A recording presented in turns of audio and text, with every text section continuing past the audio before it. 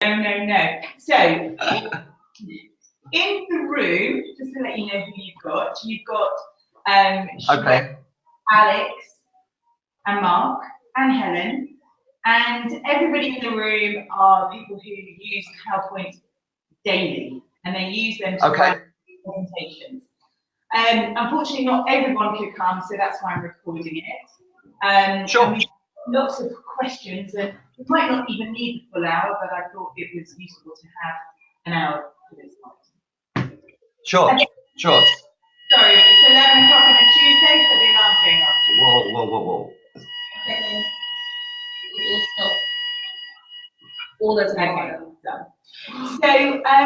So the purpose of this meeting is that Ash will walk through the two decks that he's got. One is the proposal deck, and then the other is the actual deck. It's your opportunity to ask any questions, any concerns about the decks and how they've been working. And Ash will show you some, hopefully, Ash is going to show us some tricks of the trade to help you with your images, with your templates, etc., etc. Is that right, Ash? That sounds about right. Yeah. I must admit, your voice was just cutting in and out then. So, can everyone hear me okay? Perfectly. Yeah. Okay, that's great. So what I was going to do is literally just work through all of these little yellow notes that I've littered throughout the template. I've actually marked them up onto the proposal template because there's more pages in here, but a lot of what I'm going to be telling you will apply to both the proposal and the output. Okay. So what I've sent over today is version 5. I've actually called this one version 6 because I'm working through the demo and we might tweak things as we go. So I will just carry. Ash, 1 second. Sorry. If you're struggling to see it on a computer, just go into the meeting itself. I'll put it in the calendar invite and then you can see it on your thing. Or you can look at mine. Okay, sorry, Ash. That's okay. So what I was going to say is I will just work through this and just kind of show you things online, some hints and tips, some little things that I find essential when I'm working on templates or working on PowerPoint presentations, and just kind of share that with you. But equally, if you have any questions, feel free to dive in at any time. It's not like a fixed presentation as such. I'm more than happy to answer your questions as we go. Brilliant. Okay, so we're looking now at just this first page, and what I've done is I've littered it with template design elements. So the first one is the default line. So if you wanted to know what color that line was, you can actually go to your outline colors, and can you see that it's got a sort of a red box around this one? So it just lets me know that color is being referenced from what we've got here, which are all your template colors, all your branding. The correct branding colors have been embedded into this template, as have lots of different tints. So by clicking on that and then seeing that color is highlighted, that shows me exactly which color we're using. So we're using that one for all of your lines, and I've actually called that your default line. And what I've done is, there's two kind of really good tricks in PowerPoint, and that is if you were to click on something and then double click on the edge. So click on something and then double click on the edge. What that will do is it will change the ribbon at the top. So this one, for example, is text. So if I click on that, or sorry, this one is text. This one is a color. Oh, it hasn't. It didn't change much. But what it does is, if I was in this ribbon, for instance, what it does, it will automatically change the ribbon. So by double clicking on an element, you will automatically see the majority of the options that apply to that one shape that you've highlighted. The other thing that's a really useful thing to know is if you can't find what you need under a double click, the chances are it will be a right click. And here you'll see lots of other different options that are available on my mouse right click. So they're just two things that the majority of the time, by doing either the double click or the right click, PowerPoint will show you the options that you need.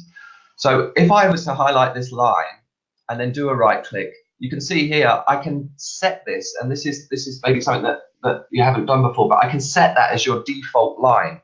So what that means is if I'm about to draw lots and lots of lines or boxes or flowcharts or arrows or anything, Actually, that's the default fill. So let me just see if this one, yeah, that's a fill too. So this one is just purely for the lines. It means that every line you draw from now on will be exactly like this. So that's the color, it's the weight.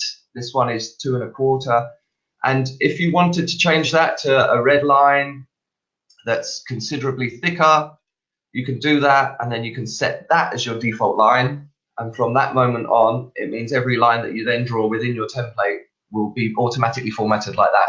So it's just a really quick and easy way to just save time, really, and to use the template. So I'm just going to backtrack and just Control and Z, which is undo that, just so that I get back to the default line. Can I just ask a question to this or with the colour of the grey? Yeah, are you happy with the colour of the grey? Sorry, the line? The line, yeah. Is it too light?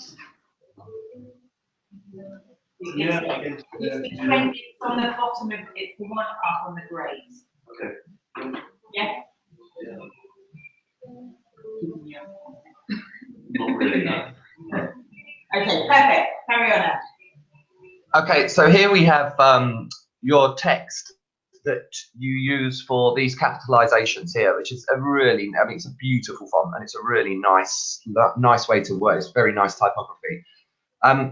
This one is expanded by 1.5. What that means is if I go into this option in PowerPoint, normal would look like that, loose, very loose. I don't know if you can see that, but the actual the kerning of the font is changing. So if I go into more spacing, you'll see that this one has been expanded by 1.5.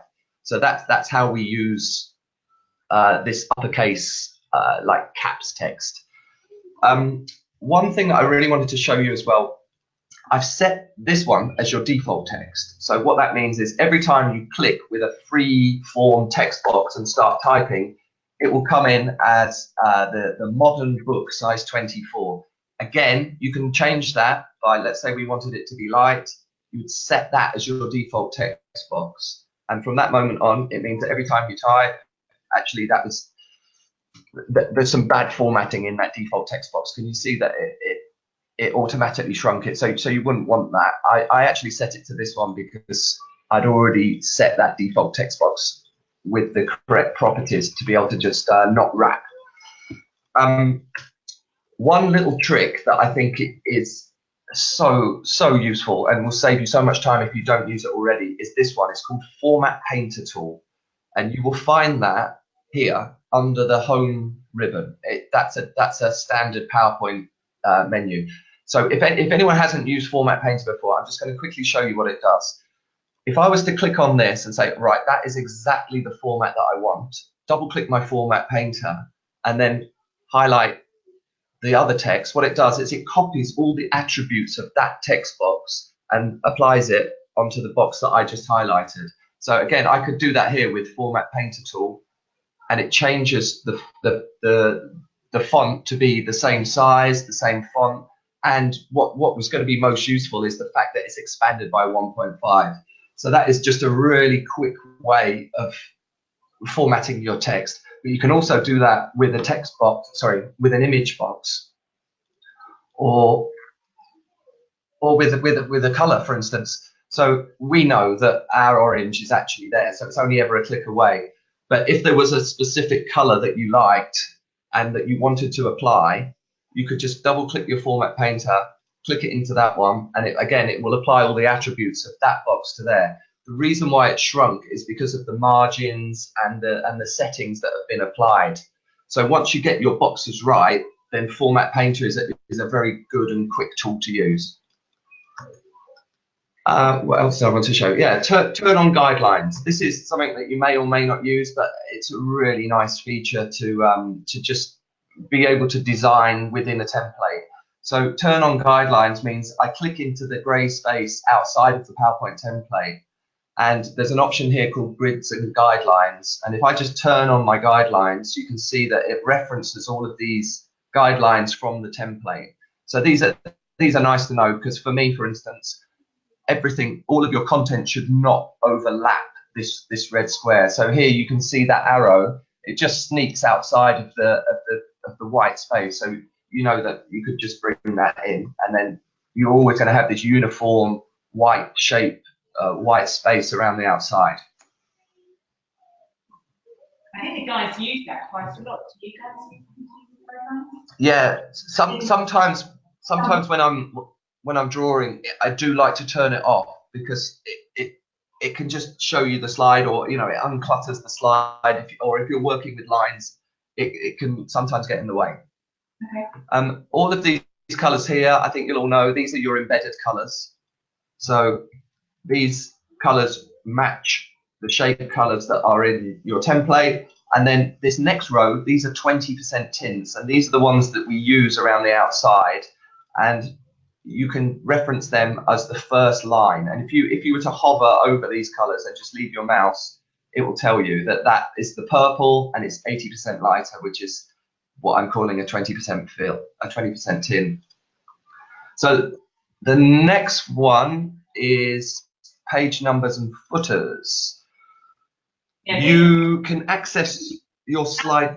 Sorry. I can say, Ash, this is a really good one because it's caused lots and lots of confusion of how to do it. So, yeah. Yeah, you know what? Mostly PowerPoint will work as I'm showing you, but there are occasions when just strange things happen with page numbers and footers. But this one has been set up, and I've tested it a few times, and it works every time. But there may be an occasion where it doesn't. That's kind of just like life of dealing with Microsoft and some of its coding. But it does work today, and I'm going to show you the best way to use it. So you know that you could just type it. You could just you could just click and type in your text. But that's only going to apply that to that one slide. The best way to do your footer text and your date text would be to use the insert command. So if I go now to insert, and you can choose header and footer, date and time, slide number, they're all the same. So I'm gonna choose the slide number 1, and when I say they're all the same, it's because they come up on the same pop-up box. So your date and time, this one is you could put it in, let's say English format, and to automatically update. So that means every day it will automatically change. It has the code to automatically update, but potentially you wouldn't want that. You may not want it automatically updated. But the two really useful features are to make sure that you have this checkbox clicked for slide number and footer, and then make sure that you click apply to all. Now, because I unchecked date, it took the date out. And let's just do that again, date and time. If I was to type in here, in caps, which we're not using, let's just do it, Ash test, and then add a slide number and apply that to all, you can see it's entered the Ash test copy, and that will have gone through, because you clicked apply to all, that will go through to every slide that has that footer in place. So if we just go into the slide master, into the main one, you can see it's populated the date and Ash test in there. But what I'm going to do, just for the sake of this, is just take these two out so that these boxes are blank and they're ready for you each time. And Ash, the thing you said to me yesterday, I think, was that actually the best practice is to do it at the end as well. Yeah, I end up doing it quite a lot, actually, because if I set up a page and I just want to check that it's there, I will just quickly add it. But the fact that it's apply to all means that it should be kind of like the final thing that you do, and then it will make sure that all of your page numbers are in place. Yeah. So it's just a good thing to do right at the end, for sure. Cool. Save template file to over. Yeah. Okay. I'll come back to that one as well. So we talked about the guidelines with Format Painter. This one is customizing quick access toolbar. So this is. Before you go on, does anybody use a custom toolbar? No. Okay, perfect. Just checking that none of us do. Sure. So what I'm going to do is I'm just going to copy these elements, and I'm just going to set up a new slide, and I'm going to, you see, what I've already done without thinking is I've used my quick access toolbar because I wanted to ungroup these elements. So what I could have done is gone group, ungroup, and now they're all individual elements. But because I do that so many times a day, I actually have that button set. I have the ungroup button set in my quick access toolbar. So that's kind of one example. I also have some really useful tools that I'm going to show you. So what you can do, you may not have any of these. You probably have got save and undo and a few others, but you can see that I've now got, you know, sort of 15 different toolbars. And what you do is you click on this drop down menu, and then you go into the more commands. And what it will do in here is absolutely every single command that's within PowerPoint. So each one of these are popular commands. Let's say we wanted to talk about the main tabs. You get to see all of these. So these ones are for design, these ones are for themes, and you get to see literally every single button or every single option. And the ones that you use the most, you can add to your customized toolbar. So let me first of all show you some of the ones that I've done. So what I'm going to do is I'm just going to jiggle these shapes up so that you can see the ones that I use the most. When in PowerPoint, you could to highlight all of these shapes, because I want them all to be selected, you could keep your finger on Shift and click on all of them. Or you can just drag a box around them and it does exactly the same thing. It's just a really quick way to select shapes. So everything that's within the box that I've just drawn has been selected. So the ones that I wanted to show you are these ones, which are kind of really essential. This one here aligns all the objects that I've got selected into the middle. So if I just click that now, you can see that that's lined them all up. And equally, I could do that if, so some of them were taller than the others. I could align them all to the top. I have that one set as well. Can you see align objects to the top? And then another one, which is something I use almost every day, is distribute them equally horizontally. So at the moment, there's inconsistent spacing between these boxes, but with just one click on this distribute horizontally, it will automatically space them out evenly, depending on the start of the first and the end of the last object that I've selected. So there's some really useful formatting tools in here. And the ones that I think that you will definitely need the most are these alignment tools. And also I use group and ungroup an awful lot too. They're just really useful buttons to be able to access on one click. Cool.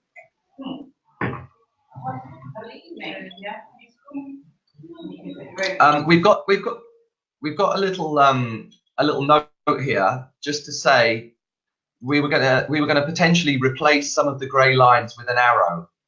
As I was working through your template, I found this one, which is quite an attractive little arrow that's been inserted as an image. So I put that one there, and this is just a little grey shape that I've drawn.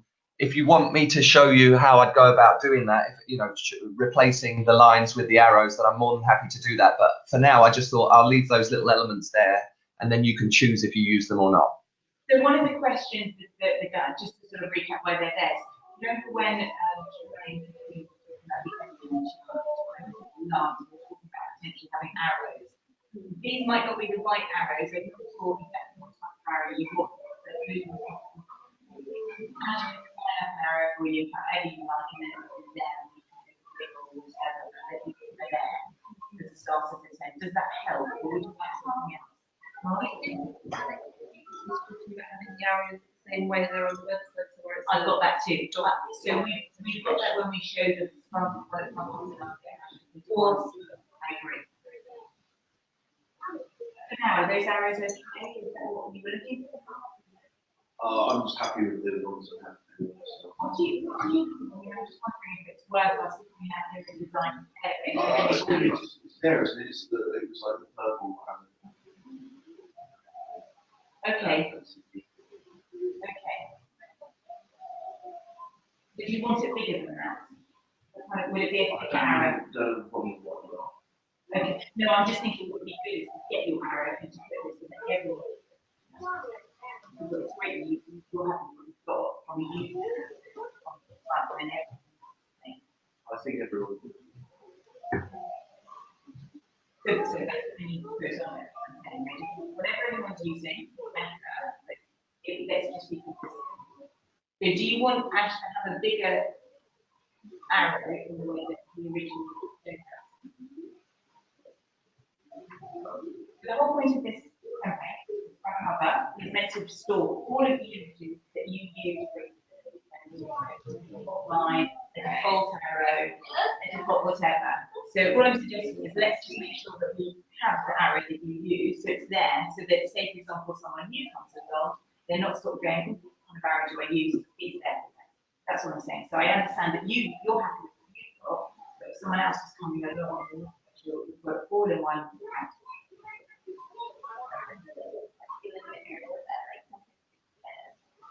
Exactly.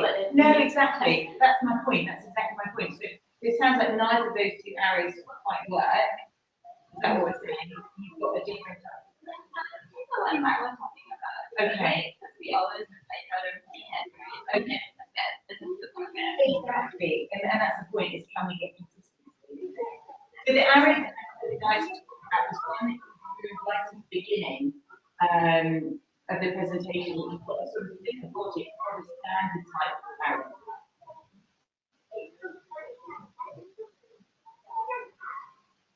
Ash? I'm sorry, Rachel. I could hear you guys talking, but I couldn't actually make out what you were saying. So I just thought I'd let you talk amongst yourself and then maybe just tell me at the end. I'm just wondering if we can draw the arrow that you originally had right at the beginning of the meeting. Draw the arrow that I had at the beginning of the meeting. You drew just like a standard arrow. Exactly. I think we're using the default standard arrow as. Okay. And I think it was fatter. I think it's quite a fat arrow that they have. It's got a fatter body. Sure. So okay. This is quite a nice little thing just to show you how I do it. I'd double click the arrow, Yeah. and then I'd right click it. I'd right click my mouse button, and then under here will be my options, and it's going to be format shape, and there is my choice of arrowhead. So if you said fatter, let's go maybe 6 point, and then let's make the, so that's correct. Let's make the end style much bigger. Oh, wrong one. Sorry, apologies. This one, and then the end style much bigger. Is that the type of thing you're after? I think they draw it more as a shape actually, rather than an arrow like that. They tend to Draw it more as like one of these arrows. Like a thicker base. Yes, Yeah. like that. Like one of those. Okay, and then we'll fill it at standard grey, correct? Exactly. Yeah. So this one, it gives you a little bit more flexibility to really kind of make the arrow look how you want it to look. So maybe something like that. Yeah. Yeah. Or potentially maybe even just a little bit more head like that. That's perfect. If you can put that one in, that would be great. Yeah, sure. So why don't we do that now? Because I'll show you, and I'll probably be using one of my quick access tools to do it quite easily. So if I go into the master now, and my shortcut to get to the master is to hover over this normal view and to press shift, and that takes you straight into the relevant slide master that you're using. So here you can see we've got so many slide masters now that it's quite hard to work out which one you're actually in. You can do that by just using this layout, and it will tell you we're in the cream master template, and we're using the page layout, because I've labeled all these for you, title with header. So that's very easy to work out which page layout we're currently working on. The other option, like I said, is to just press shift and just while you're pressing shift, click onto this button, and it takes you straight into the same page, but this obviously is editable. So let me take that arrow that we've just drawn, go into the master, and then find a page which I believe is, where is it? Oh, maybe they're in the other file, are they? I think they're in the other file because that's in the proposal deck. They are. So should we just quickly do this one together and just finish that one? So I'd go into the proposal template. I would again, oh sorry, we're in the proposal, aren't we? I go into the output. Let's just get that one right. So I open up my output template. Let's find one of this is potentially a page, or this one is a page where we'd want to swap these arrows for these lines. Is that correct? Yeah, for example. Yeah. Is that what you would do? Would you add an arrow onto the line, or would you swap the line out and put the arrow in instead? Yeah, it looks odd to have both. To me, it looks like a mistake to have both. So what I'd suggest is that I'm just going to cut that. I'm going to go into the master. I'm going to paste that one in, and then by highlighting the line and my arrow, and by using this align objects in the middle, what I've done is I've automatically put that arrow in the dead center of this line. But actually, when you've got content in, you might not want it there. You might want it, you know, to link up the headings, or you might want it to link up halfway through the copy, or it might just be a visual, you know, a manual visual thing that you want it to sit where you want it to sit. It depends on the content that you've got in it. But this is essentially where the place to do it. And then all you do is you click on that line and delete that line, and it's left you with the arrow. So again, I'm just going to undo that and come out of that template because I don't want to tamper with that one. Okay, that's cool. So that's how I go about doing it. There's one other thing that I've added a note on here, and that is with your with your previous templates, they're actually saved as PowerPoint templates, and I've just put I will save this as a template file. And what that does is it avoids you overwriting. But it's something that's best done at the very end. So once we've finished and there's no more amends, and I'm kind of like handing your templates over to you, I will save them as proposal template version 1. At the moment, we're version 0.6. So when we get to version 1, I'll save it, and then I'll also do this. I'll do File, Save As, into the folder, and instead of saving it as a PowerPoint presentation, I'll actually save it as a PowerPoint template. So the extension, instead of this one is PPTX, and this one will be PPTX. So it's like or PPT, I think, for PowerPoint template. And what that does is it means every time you click the file, every time you click to open a template, it doesn't allow you to save over it. That's the only change between a PowerPoint file and a PowerPoint template.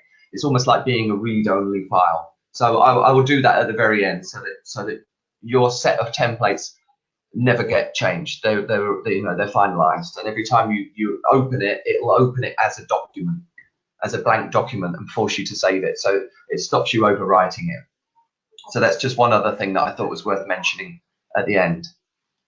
The next thing that I've put on here, and I've left these in deliberately, these are not actually template pages.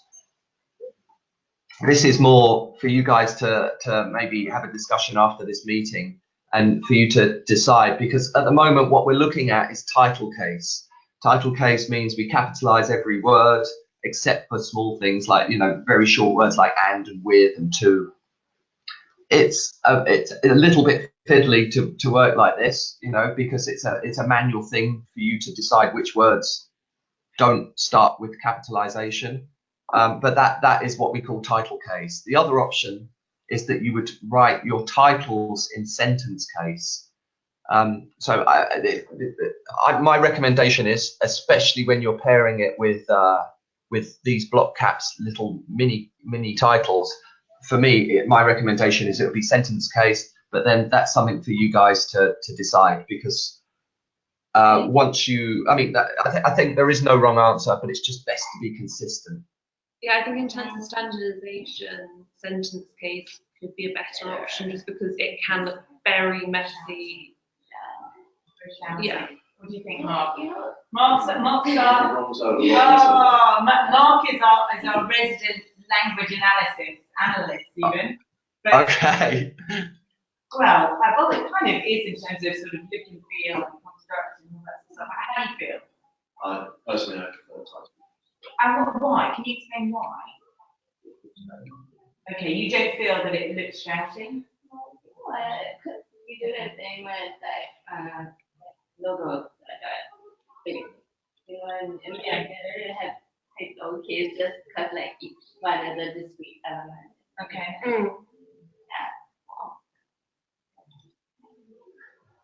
So again, I'm sorry, I couldn't quite make out what you're saying, but I think there is no right or wrong answer for this. It's just a question of you guys deciding, making that decision, and then being consistent with everything you do. But if you were to send me back a presentation and say, Ash, we want you to design this one into the template, you just need to let me know, you know, Yeah. which one you want to use. So I'm going to ask. There's very little on here, but does anyone notice what I'm going to call a deliberate mistake with your formatting?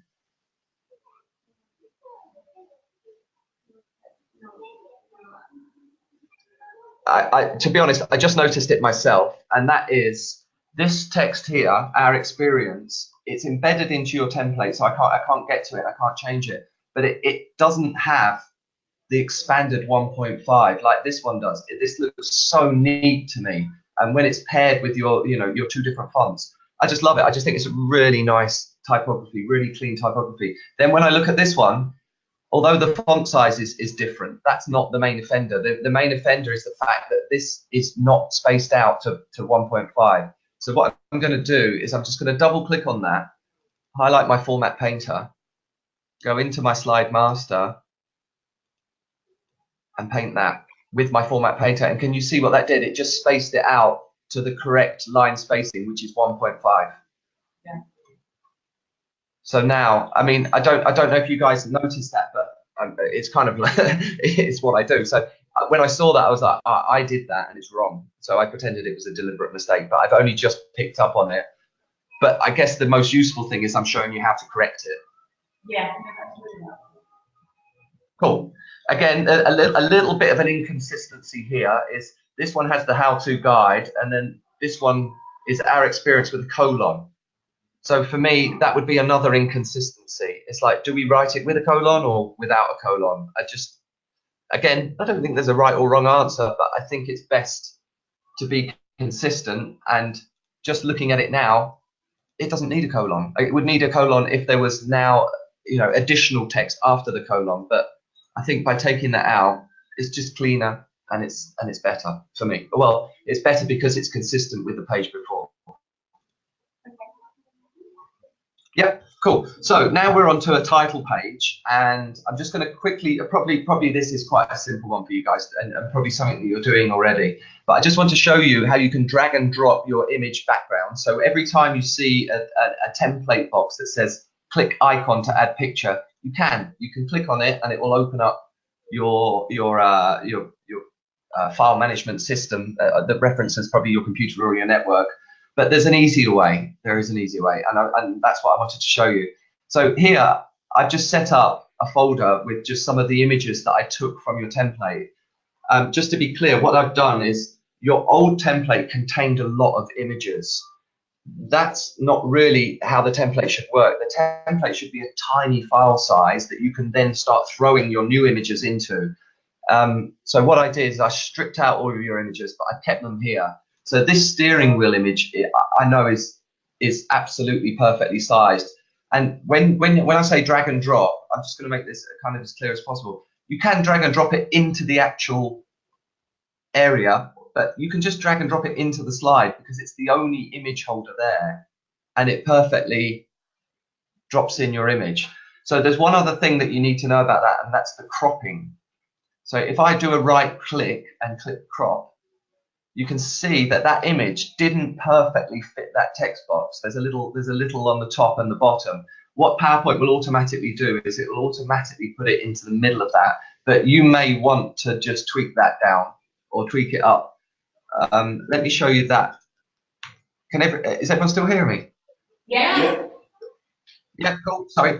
Let me show you that on a different image because you'll get to see a better understanding. So if I use an image that's much, much bigger, I've dropped that in. Now I just right click and I click crop. So you can see here I've got much more area to play with. And let's say it was important that it's like a highlighter pen right at the very right side of the image. Say we really wanted that. What I'm doing is I'm just keeping my finger on shift, which keeps the image going in a straight line. And I'm just going to manually apply my crop. There's other buttons, which, again, I use these all the time. Bring to the front and send to the back. I'm going to cover this in a little bit more detail further on. But what I would need to do is I'd need to then send that image to the back to be able to see anything that I put on top of that image. It just works like layers. So that was dragging and dropping the image and how to crop. And then there's more on this on page 22. So I'm just going to leave that until then because we cover it in a bit more detail then. Ash, can I ask you a question of one of the things you noticed that we have very big images, and you said that you had some thoughts on how we compress images. I'm conscious that the guys are sending big images all the time. Can you give any sort of top tips of how you might suggest we do that? Yeah, I only just caught that. I think what you're asking is about how to compress files. Some good tips to compress files. Yeah. Compress images. Yeah. Yep, sure. You know what? On 22 here, I was going to demo that bit to you. We can jump straight to that now if you want. Yeah. Yeah. Okay. So the best way of showing you the compression is by showing you on this file here, which you sent to me today. So this file, let me just make sure that you can all see the file sizes. I'm just going to maximize that window. So this is this file here is 45 meg. So it's quite large, especially compared to blank templates, which are well under 1 meg. So what I'm going to do is I'm just going to copy and paste that. I'm just going to call it version 02.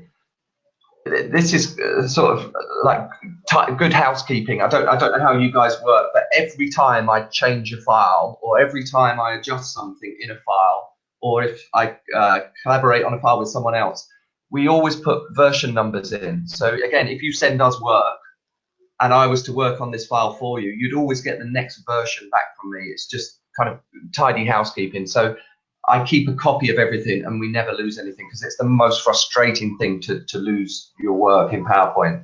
So I'm just going to show you, these are 45 meg. I'm going to open this file, and I know that there's going to be some chunky pictures in here because it's 45 meg. So one of them that I'd already highlighted as a potential issue was this blue orange. So I can't get to that orange because it's in your master. So I'm going to go into your master, and I'm going to take this file, take this picture, and I'm going to cut it. So I've taken it out of the presentation, and I'm going to save the presentation. This genuinely, when I looked at all the images in this template, I looked at that image and I thought, oh, I bet that's a problem image. I just bet it's a large file size. So what I've done by setting up version 2 is, you can see my old version was 45 meg. Just by cutting that one image out, it's gone down to 37 meg. So I know that image is 8 megabytes. So if I go back into the file and I undo it, I haven't done anything with that image. I just cut it out, saved it, and now I've undone that, and I'm going to save again, and you can see that the file size, as I save, will jump back up to 45 meg again. So my suggestion would be that you can compress your images a couple of ways. One, you double click on the image and you use PowerPoint's automatic compression. This will let you down from time to time, and it's quite a dangerous tool if you don't know what you're doing with it, because at the moment it's saying this image is already 96 ppi, so it's already sized for email. There is no option, If it was a high res image, I could take it down to my print quality or my screen quality, but it's saying this image is already at email quality. So there's no PowerPoint auto compression that I can use. The reason why I said it's dangerous is if you'd unselected this box, apply only to this picture, and I okayed that now, it would go through your entire presentation and it would turn everything to the lowest standard of picture. So from my experience, if you do that, it will absolutely destroy all of the logos that are in a presentation, which is phenomenally disruptive and can take hours to fix if you haven't already saved a previous version. So there is potential to destroy your presentation or destroy bits of your work with this compression, but it is a first option, because if we had a real high res image, that would be a good way to really strip out some of the file size. So what I'm going to do is I'm going to cut that image, and then I'm going to paste it back in as a JPEG. Now what that will do is, if there's any bad code or any unnecessary code in the background of this image that we can't get to, by cutting it and then pasting it back in as a JPEG, it will strip all of that code out. So I'm just going to send that image to the back, which allows us to retype our titles. I'm going to come out of my slide master. There's absolutely no change to the image quality. I haven't reduced the, visibly reduced the quality.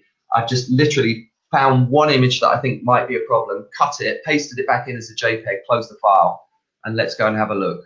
You can see that I've reduced that file from 45 to 36, and that's just one image. Chances are it's all the other images are going to be quite similar. But I just picked on that particular image because I'd already looked at it. I'd already saved that image out as a blue, I called it blue orange. And actually that image, when I saved it, was 15.2 meg, which is just, that it's corrupt, basically. There's no reason for an image to be that size. And then the other thing that you can do, let me just quickly show you this one, because there's a few different ways of doing it, but let's go back into the file that we were editing, and let's take the front cover, for instance. So if I click on this, just make sure it just looked like I slightly moved it, but I didn't. So you can save that as a picture. I'm going to save that into my images folder, and I'm going to, I called it already, front cover camera pipe. So I'm going to save that image. I'd actually already done it, but you can see here in images, front cover camera pipe, that image is 606K. So that's not too big for that. I mean, you could probably still trim a little bit off it by cutting it and pasting it back in as a JPEG, but that's not your issue. It was definitely this one, which was 15.2 meg. So you can save them out. You can use PowerPoint's auto compression, or if you've got a gut feeling that you know which image is the problem image, you can just quickly cut it out of your presentation, save it, and then just compare file sizes as I just did for you. So that's how I would go through. And it can be a bit of a manual process. If it's a 100-page deck, potentially you might need to do that 100 times. No, really helpful. Helpful, guys? Yeah, fantastic. Cool. We've got about 20 minutes. What, 20 more minutes? Yeah. Yeah, that's good, because I think that's about right. And I think maybe I have been going a bit slow. I'll try and rattle through the rest, but actually there isn't too much more. I was asked if I could just tidy these up a little bit for you and make them work a little bit better. Actually, these were really nicely set up, and there are some instructions on how to use it. So I've just put here, I've tightened up the line spacing so it increases. So increase and decrease list level work well. I'm going to come on to increase and decrease list level, but I'm just going to quickly show you how nicely these work. So here it says, in each disk, type stage, press return, put your number, and then increase. So I'm just going to do what it tells me. I type stage, press return, this is number 1, and then I increase using this tool here, and it automatically formats it. Now, that might, if you don't use increase and decrease list level, that might seem a bit puzzling to you. So I'm gonna demo exactly that bit to you, so that you get to see exactly how that works. So these buttons here, increase and decrease, are standard PowerPoint buttons under the home ribbon. They will automatically be there for you. And what they do is, you can see decrease is grayed out, because all of these are at level 1. You can't go any further back, but you can go forward. So if I click on this one and say, right, increase that, it takes it to text level 2, 3, 4, 5. So I'm just going to jump them back. Now, those levels and formatting are defined in your template. So I'm going to go to your template. I'm just going to show you, this is level 1, this is level 2, 3, 4, 5. Whatever formatting we apply here into your master will be replicated in your slides. When I picked up your template, this formatting, so lots and lots of before space on level 2 and lots and lots of lots of after space on level 4, they were already set, and I didn't want to adjust them because it looked like they were deliberate. It looked like someone had set them up deliberately. So I've kept them as is, and I didn't want to adjust them. But what I'm going to do now is just show you very quickly again how to do it. So let's move this little node. This is text level 1. That's fine. We want that like that. This one, level 2. This one, if I click again, goes to level 3. This one, level 4. And then finally, level 5. So they are your predefined bullets and spacing, and they run from your master. And you access them through increase and decrease list level. So it's a really nice tool, especially when you start using your slide masters and putting all your content into slide masters. It can save you so much time with formatting. And also, it would always be consistent. It will always be the same bullets with the same margins and the same fonts and everything. So I recommend that if you haven't used them before, try and use them, especially as they work on these discs as well. So let's just say we call that stage, then you press return, then you press 1, and you just increase, and the formatting's done for you. Here we have team member slides. I'm just going to quickly demo this to you. I'm just going to pick a couple of team heads. Let's take these two. And again, I don't even need to drop them into the picture holders. I can just drop them because it knows that they're pictures, and it knows that it's got placeholders for pictures. If I drag and drop them, it will automatically put them into the placeholders. So that's again been quite nicely set up for you. This one, same thing applies with the team members. So these were Alex and Emily. I just dropped them in. Now that's quite interesting. Why did it put Emily first? Let's just quickly see how that's been set up. If I take Emily, yep, it does. It puts image 1 into box 1 and image 2 into box 2. So let's just check that again. If I reset it and then do them both at the same time, I select Emily and Alex and then drop them. Do the other way around. Okay, maybe best to do them one at a time. And same thing applies here. If I had 3 team heads, I could just quickly pick 1, 2, and 3 and drop them in. Automatically populates your text box populates your image box with the images. Right, this one I think we might want to spend a bit more time on. This is your section dividers. Now they look quite nice as just plain coloured section dividers. But I think what you're going to want to do is you're going to want to use and drop in your own images. So I'm just going to quickly work on a blank one because I put some notes on that one. I'm just going to work on this blank one. And what we do is we go into your pictures and say, right, let's drop man walking. Again, into the box or to the side of it, it doesn't matter. And there we go. So if I go to crop there, no. That image fits that. I mean, it's unusual that will happen, but it's because I saved it out from your previous deck. That image fits perfectly. If it didn't fit perfectly, let's pick one that doesn't. This one here is just a standard image from Unsplash. So I'd go in and I'd crop, and it would show me, right, I've got a little bit of image at the top. You know, let's just say if I wanted that little bit of detail there, it does actually look better with that bit of detail at the top. So that's a manual cropping.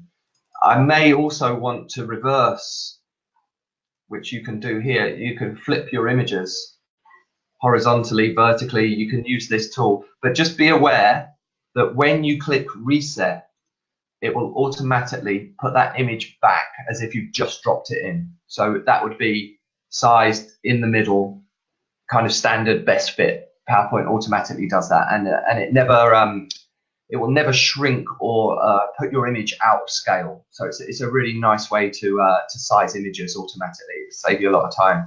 So here I've done that, and I'm going to type this. Oh, sorry. This works well with black text. Actually, you get away with it. That image does work quite well with black text, but there's potentially going to be other images that don't. So let me drop one in that doesn't maybe work so well. Let's pick which one? Well, maybe the feet.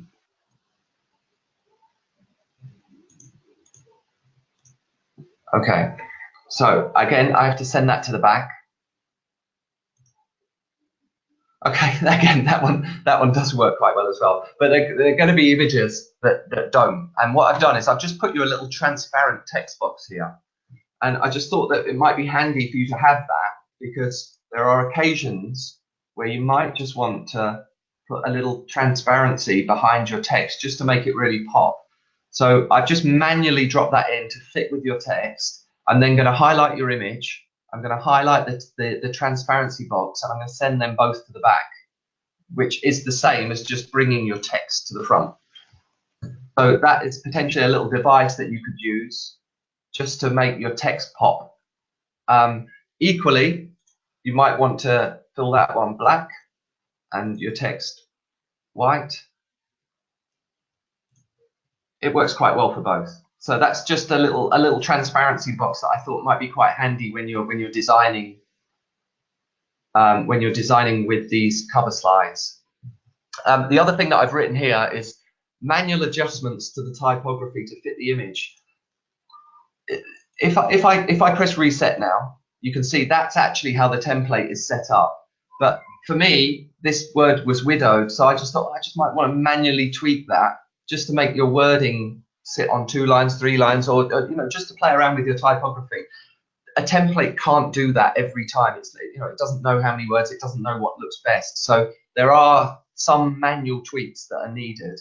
And I thought just by tweaking your text box, you can adjust the alignment. And then by having these transparency fills, you can really make sure that your text pops out of the image. And again, you could position these anywhere, but let's say there was an image that had all of its detail in the bottom. You might want to move these, but again, you might not. It's completely up to you. You might say, no, we always want our titles in the same place, so we'll source or crop images to fit, and the text stays in the same place. So that one was the section dividers. This one has just been set up as an idea, just because you might want to have a presentation slide. Again, this is probably something for you guys to discuss and to decide if you do. What I've done is I've just increased the size of your logo. I've stripped back on all your footer, and I just thought it was worth me showing you how I did this, because it's a very quick cheat, so to speak. I've gone into the template, and actually what I've done is I've just laid a white blank box and your logo over the top of your standard footer. So I literally just paste them in over the top, which hides all of that. I then drew a box over to where I thought your slide number was, or where I know it is really, and just bring that to the front. And what that does is when you go back in, let's take this one out because that wasn't there.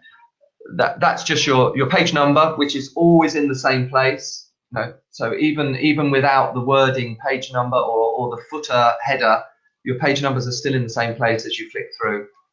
I just laid a box over the top of all the other detail just to give you like a clean slide should you need one. The conversation, Ash, 1 second, just so that everyone's really clear, the conversation we had to me was, can we make the logo clear? And because it's around circles. And Ash challenged us back and said, well, do you really need all that detail in anywhere? And I have to say, I'm inclined to agree. I'm not sure you always need to have that there on it. Having seen many different debriefs with different agencies, I'm unsure what it gives you. I've asked a couple of clients to get their perspective, and I'm going to have a look at some decks from other agencies to see what they do. But I'm not sure, given you've got a front title, given you've got our logo, you know where it's coming from. I'm not sure knowing that it was a proposal for the client, given they are the client, and that it's otherwise, I personally don't think that that's happening. But that's just me, and it's kind of on for you guys to debate. But that's just a personal preference. It allows you to have a lot more space in your deck. Ash, I'm conscious we've got about 5 minutes, but I know the team have got a few questions for you. Is it possible for them? Sure.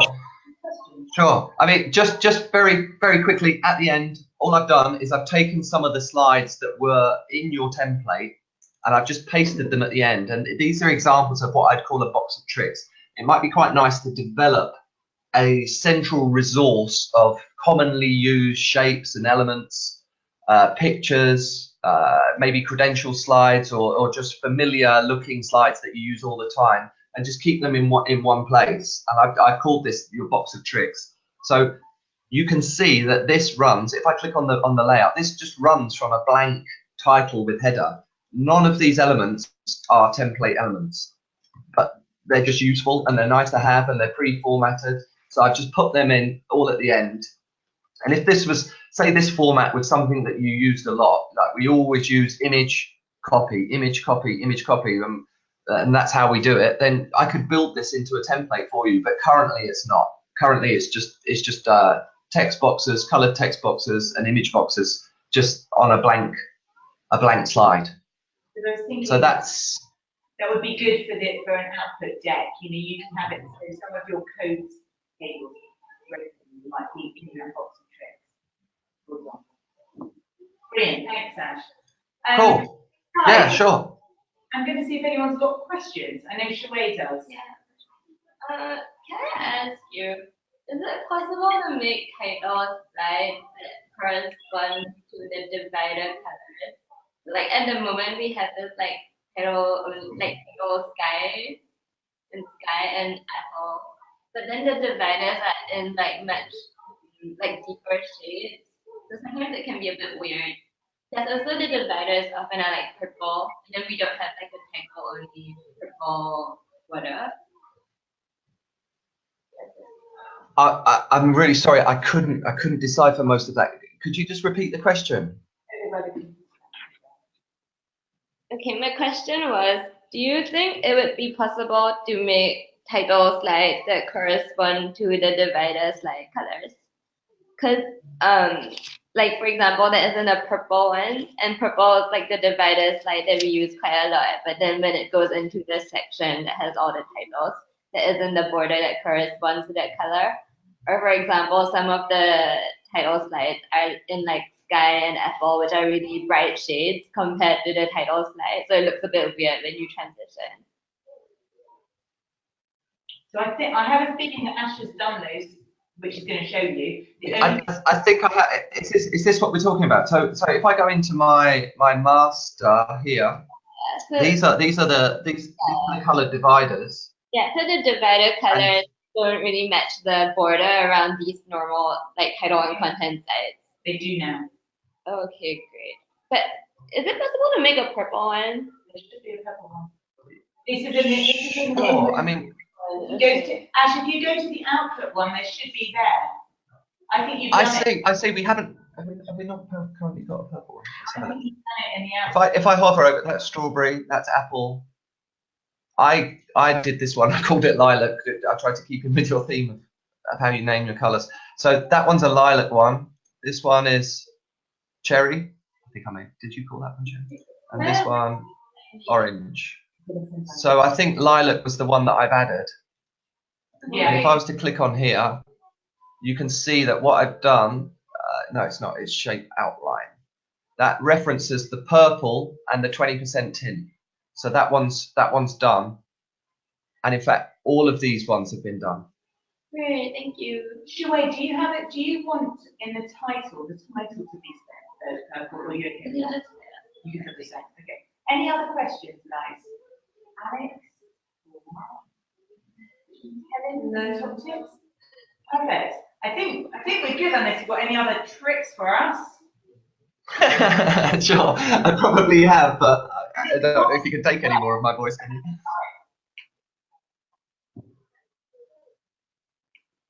Brilliant. Thank you so much, Cool. Anne. I will come back to you. You're very welcome. Thank you. Yeah, sure. I mean, just finally, you've got a really beautiful template. I've been working in PowerPoint for about 25 years, and it was really nicely put together. And then the little bit of work that I've done on it, I think it's super. So I hope you can all use it, and you can fire me a question on email anytime. Or if you want me to work on some slides or design up some slides, you can just email them over as well. And we kind of do it on an overnight basis. So we could deliver them back to you for the next day. Brilliant. We'll come back to you on the title case and also the footer conversation as well. Sure. Thank you, Ash. Have a great rest of your day. My pleasure. Cheers, guys. See you, bye. Bye bye.